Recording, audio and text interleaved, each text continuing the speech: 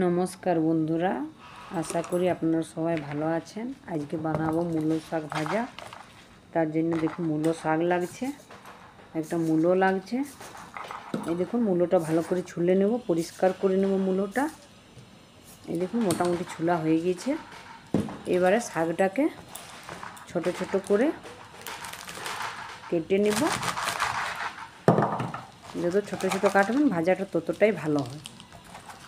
যতটা পারবেন কেটে নেবেন এরকম ছোটো ছোটো করে।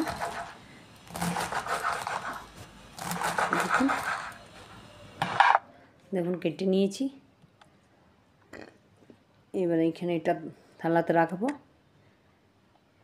তারপরে দেখুন মূলোটাও এইভাবেই ছোট ছোট ঝিরিঝিরি করে কেটে নেব। মূলো শাকে একটু মূলো দিলে ভাজাটা খুব ভালো লাগে খেতে, সেই জন্যে এরকম একবার বানিয়ে দেখবেন। এই দেখুন মূলোটাও কেটে নিয়েছি। এবারে জলে ভালো করে এগুলাকে ধুয়ে নেব। দেখুন এই যে শাকটা তুলে নিয়েছি এই জালিটাই, জলটা ঝরিয়ে নেব। এই দেখুন কড়াইটা আগে থেকে চাপিয়ে দিয়েছিলাম, কড়াইটা গরম হয়ে গেছে। এবার একটু সরষের তেল দেব। সরষের তেলটা দেখুন গরম হয়ে গেছে। এরপরে জোয়ান দেব। মূলো শাকে জোয়ানটা দিলে খুব ভালো লাগে খেতে। দেখুন জোয়ানটাও দিয়ে দিয়েছি। এবার শুকনো লঙ্কা দিব। শুকনো লঙ্কাটা দেখুন একটু হালকা ভাজা ভাজা হয়ে গেছে। এবারে মূলো শাকটা আমি এর মধ্যে দিয়ে দেব।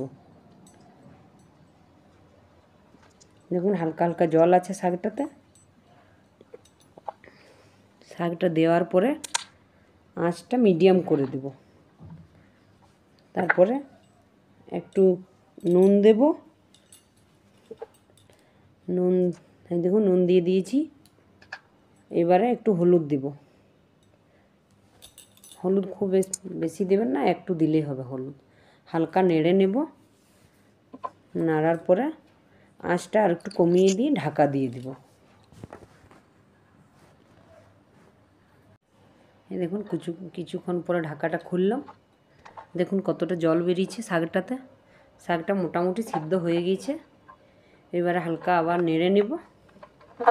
নাড়ার পরে আরেকবার এটাকে মিডিয়াম আঁচ করে ঢাকা দিয়ে দেব। ঢাকা দেওয়ার পরে ওই 10-15 মিনিটের মতন এটাকে আবার হতে দেব। এই দেখুন ঢাকাটা এবারে খুলে নেব। দেখুন জলটা পুরো শুকিয়ে গেছে।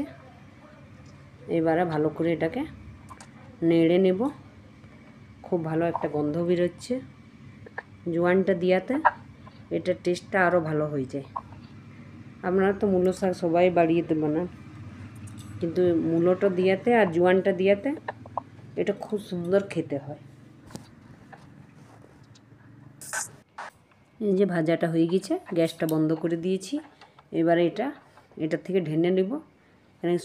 এটাতে রেখে দিলে শুকিয়ে যায়।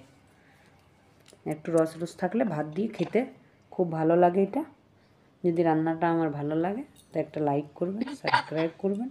আর রান্নাটা কেমন হয়েছে কমেন্ট বক্সে জানাবেন। আমার রান্নাটা দেখার জন্য আপনাদেরকে অনেক অনেক ধন্যবাদ।